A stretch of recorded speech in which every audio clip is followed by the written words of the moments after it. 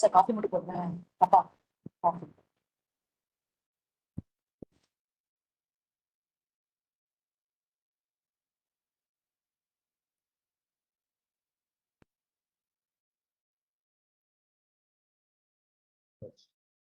So respiratory failure is defined as a low oxygen tension as well as increase in the carbon dioxide level. That is respiratory failure type 2. So gas exchange and ventilatory pumping power is the two things which can maintain the normal values of oxygen and nitrous oxide. So type 1 is the failure of lung to maintain oxygenation, whereas CO2 will be normal or even reduced in cases of type 1 respiratory failure. Whereas in type 2, you have both hypoxemia as well as hypercarbia. Then only it's called type 2. And the type 2, the respiratory failure again can be classified as acute, chronic, or acute on chronic failure. These are the three categories.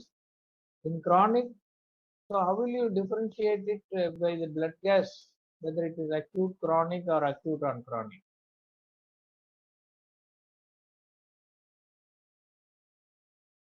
Soundarya, Sir? is there? How Yes, will sir. you differentiate whether with a blood gas analysis, can you diagnose whether it is an acute respiratory failure or chronic or acute on chronic failure?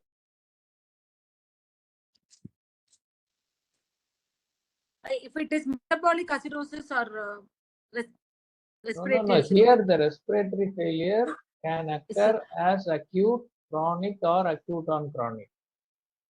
Now, with the ABG here, can you say whether it is acute or chronic or acute or chronic? Acute condition, sir. Purely acute? Sir.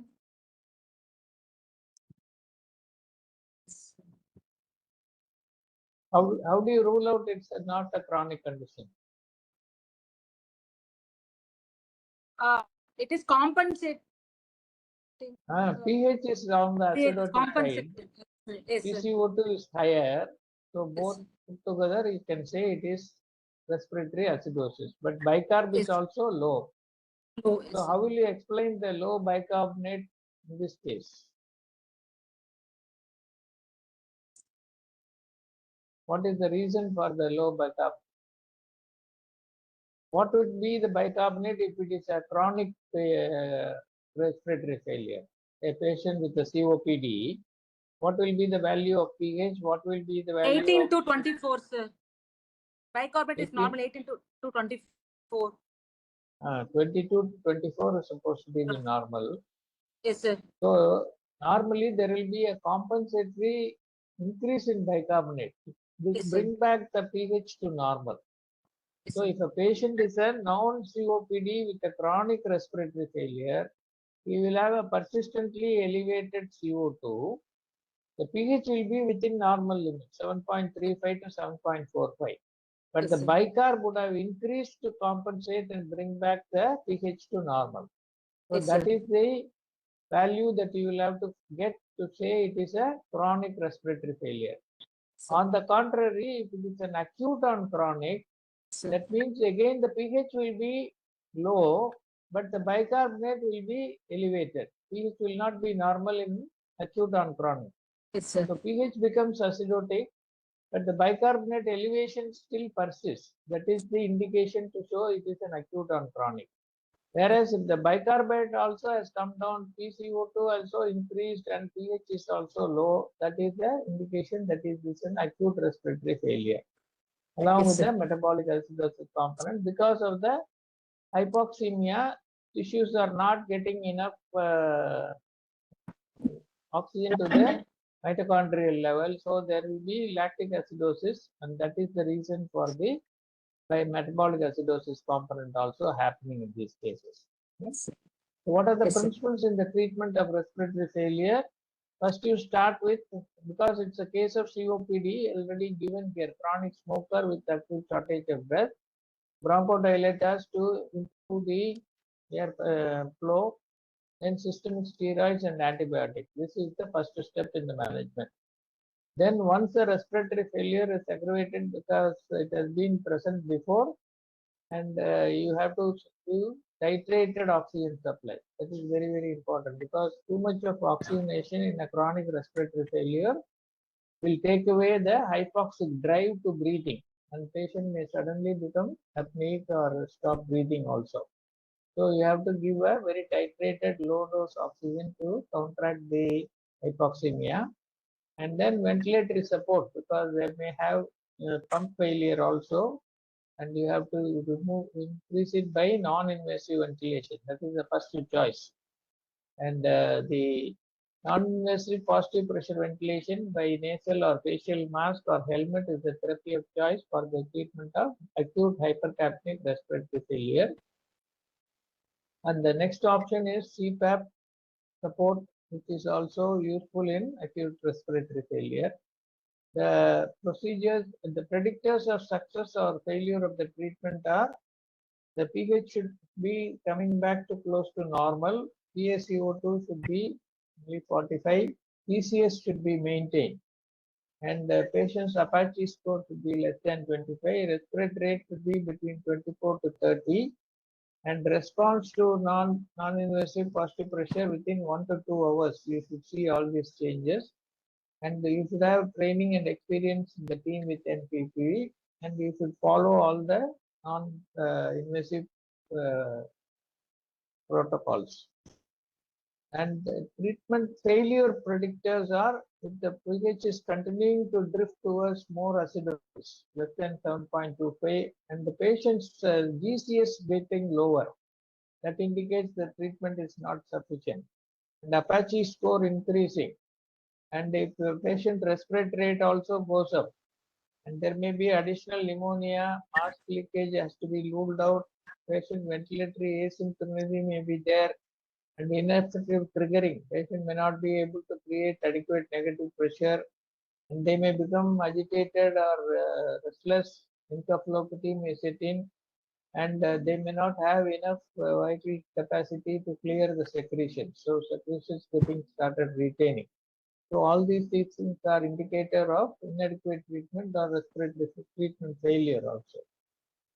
So relative and absolute contraindications for NIV in acute and chronic settings. What are the contraindications? Patient's hemodynamic instability or already had a cardiac arrest, impending or manifest respiratory arrest, severe impaired unconsciousness. So patient's consciousness is very, very important for instituting NIV.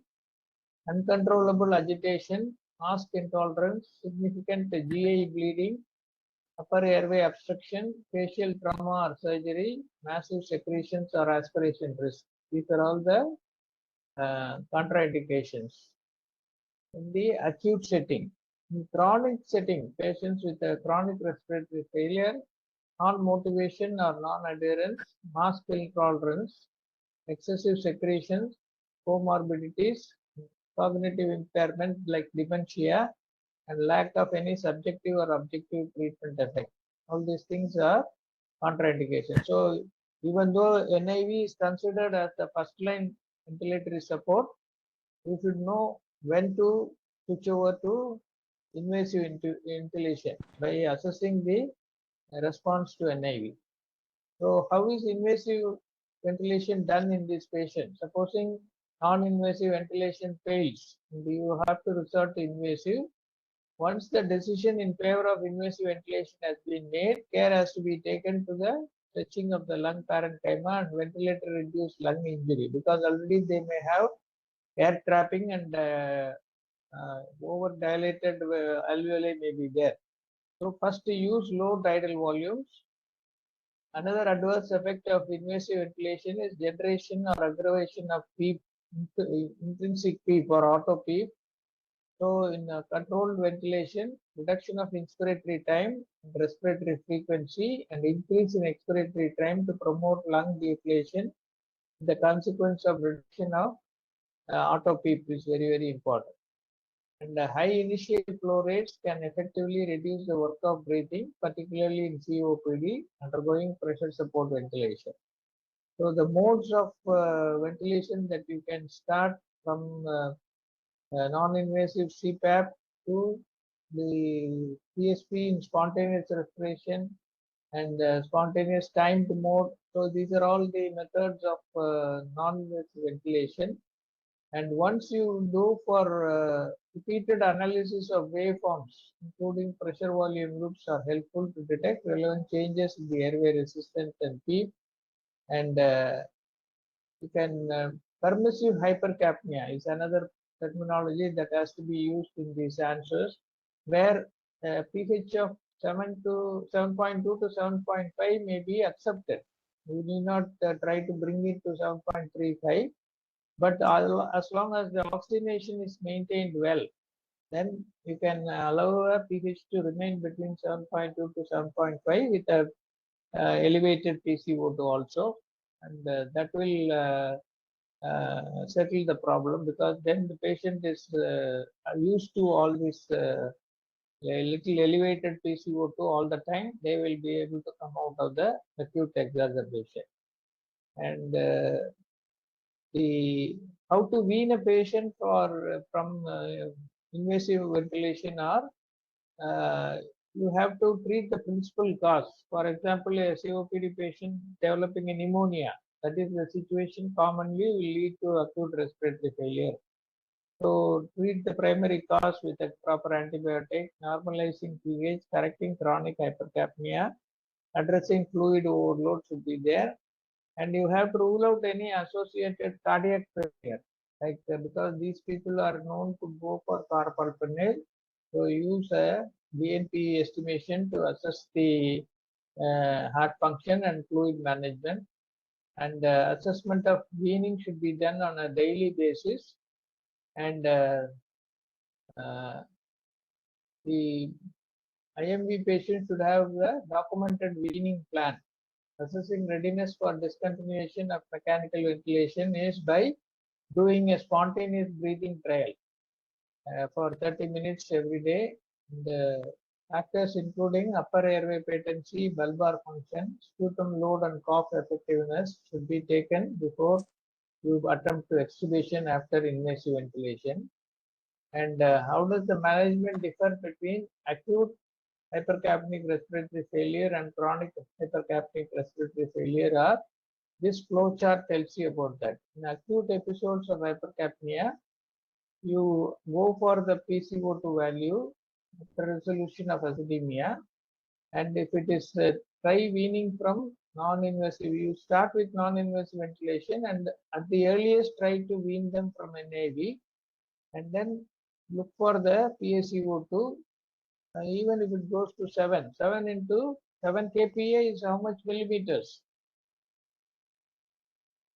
1 kilopascal is equal to how many millimeters of mercury? 7.6, sir. 7.5. So 7 into 7.5 means 7 49, into 7, 49 plus 3.5, 52.5 is an acceptable PO2 after 2 to 4 weeks of inhalation. And patient can go for home NIV treatment. Whereas in chronic hypercapnic respiratory failure, the PCO2 may be already around 55, 52 to 55. pH will be corrected. It will be normal. And the patient may be in a stable condition. Then he may go for intermittent home NIV. And ventilator settings must be bring the PCO2 to 6.5 to cause a decrease in PCO2 from 7 with more than 10%, 20% baseline value. So in both these patients, once they stabilize at a particular PCO2 level and pH comes back to normal, home NIVV is not indicated. And the changes in ABG in acute and acute on chronic are all these things. In acute, you will have a decrease in pH, increase in PCO2, bicarb may be normal. And acute on chronic, both pH will be low and PCO2 raised, and bicarb also will be raised. And in chronic, you will have the pH coming to normal, PCO2 raised, and bicarbonate will be raised. So in both acute and chronic, you will have a bicarb compensation trying to bring back the pH to normal. Whereas in acute only, the bicarb may be normal or lower with a decrease in pH and increase in pH. Okay. So Yes, sir. these are all the points that you can remember. So main the description should be about the conservative, medical management with bronchodilators. You can use even sputum thinning drugs like acetylcysteine and steroids to reduce that, and antibiotics. And of course, as you mentioned, nutrition is also very important in the later stages, but not in the acute setting. And then NIV with the titrated oxygen is very, very important. And you must periodically reassess the efficacy of NIV ventilation. And if NIV ventilation is not proving useful by the accumulation of more CO2 and drifting of pH more towards acidotic side, then a decision to make in invasive ventilation should be done. The parameters for invasive ventilation are low tidal volume, low frequency, increased IE ratio, that is the expiratory time should be prolonged and peak should be minimal. So these are all the things that you have to keep in mind, and how to wean them off is another challenge, and that is what you have to write about. Okay. Yes, sir. Shall we stop here? Yes, sir. I think we have covered all the questions today. Yes, sir. Yes, sir. Thank you very much, sir. Thank you, dear students. Thank you, sir. Thank you, sir. Thank you very Can we much. sign off today's classroom, sir? Yeah. But many people are not come today. I don't know why. Okay. So surgery. Theory classes are getting more boring. No, sir. No, sir. No, sir. Thank you, sir. Thank Thank you, you, sir. sir. Thank you, sir. Thank you, students.